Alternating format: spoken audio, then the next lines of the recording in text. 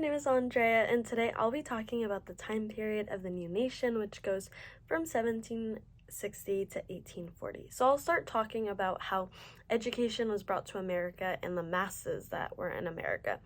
So basically, we'll start off talking about how public education was in the colonies, because education did start off as only a religious endeavor. It was only for the Puritans so that people would be able to read their Bible, and that's why people learned to read using the Bible. And also the Pilgrim's Progress or New England Primer, which were all from a biblical perspective.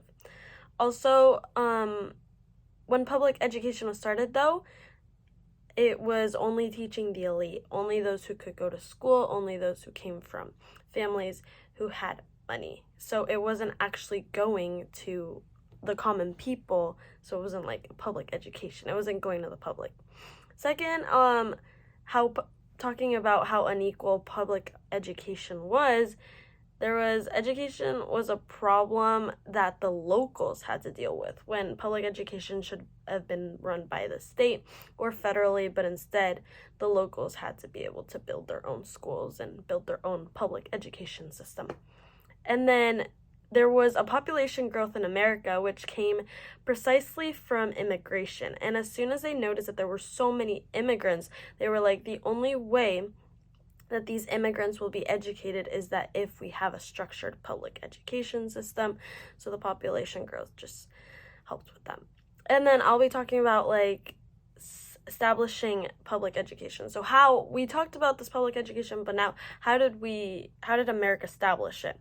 So Thomas Jefferson was actually a proponent he wanted a structured public education system because he thought that this new nation, America, needed a way for everybody to be educated, because he wanted citizens who had a full education so that they would be able to vote properly.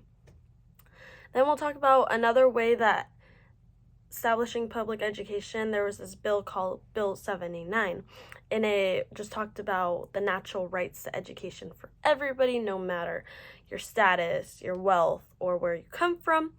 But unfortunately, James Madison tried to bring this bill to the delegates many times, but it was never passed.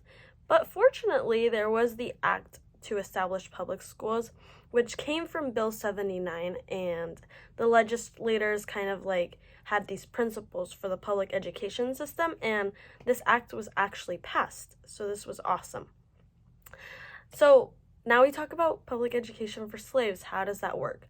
Well, it was actually prohibited from slaves. Slaves were not allowed to learn to read and write, and if a free black person was teaching a slave to read or write, that free black person would be fined or imprisoned or even whipped just for wanting to teach a slave how to read and write. There were these schools called the clandestine schools, and these schools actually were underground, and these teachers would teach slaves how to read and write.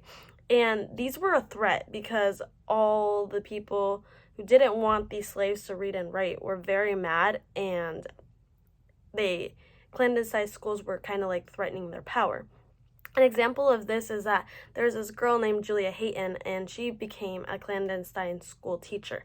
Only 3 days later, she was already shot. So this was a definite threat to their power.